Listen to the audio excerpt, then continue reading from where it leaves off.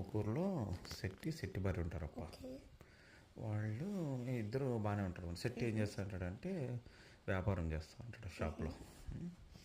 So సెట్టి వాళ్ళ భార్యని నమ్మడనమాట. ఆమె కొంచెం దుబారా మనిషి. ఆమె ఏది సరిగ్గా చేయదని సెట్టికి ఫీలింగ్ అనమాట. వాళ్ళ భార్య కూడా అట్లే ఉంటుంది అనమాట. డబ్బులు అంటే ఎట్లా అంటే అట్లా ఖర్చు పెడతా ఉంటుంది. కొంచెం ఈజీగా ఉంటుంది అనమాట. సో మన సెట్టి ఎప్పుడు డౌట్గా ఉంటాడు. ఒకరోజు సెట్టి అడవిలో ఏదో పని మీద పోతా అంటే సెట్టికి డబ్బులు దొరికింటాయి అనమాట. హ్యూజ్ మనీ, చాలా మనీ దొరికింటుంది అనమాట. Oh my God. సెట్టి ఏం చేస్తాడంటే అంతా తీసుకొచ్చి ఒక అట్టకు ఉంటుంది అప్ప, మన రూఫ్ టాప్ ఉంటుంది కదా, అట్లా రూఫ్ టాప్ మీద ఒక బట్టలో కట్టి పెట్టింటాడు అనమాట. సెట్టి బారికి చెప్పడు. చెప్తే ఆయన ఏమైనా ఖర్చు పెట్టేస్తుందని చెప్పడు అనమాట. కానీ రోజు సెట్ వచ్చి పనుకొని తన బెడ్ మీద నుంచి అది కనపడుతుంది అనమాట.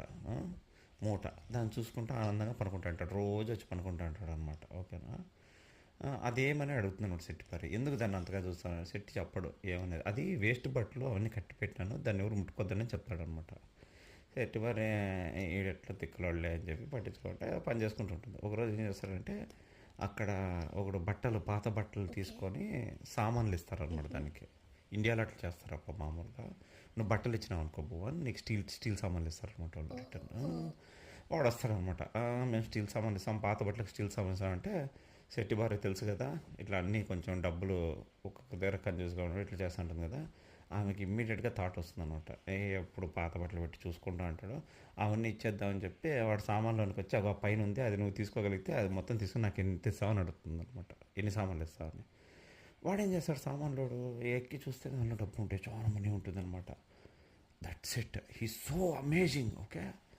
సో మనోడు ఏం చేస్తాడంటే మొత్తం అన్నీ తీసుకొని escape. Heal give 3-4 returns to her.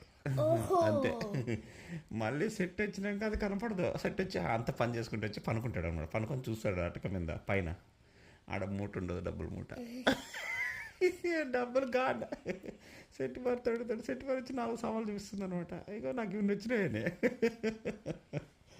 సెట్టి పాపం భార్యని తుక్కు లేపేస్తాడప్ప. పాపం తుక్కు లేపేసి ఎంతో బాధపడతాడు అనమాట. దీనిలో నీతి ఏం చెప్పప్ప, ఎవరికి రాసి పెట్టినది వాళ్ళకు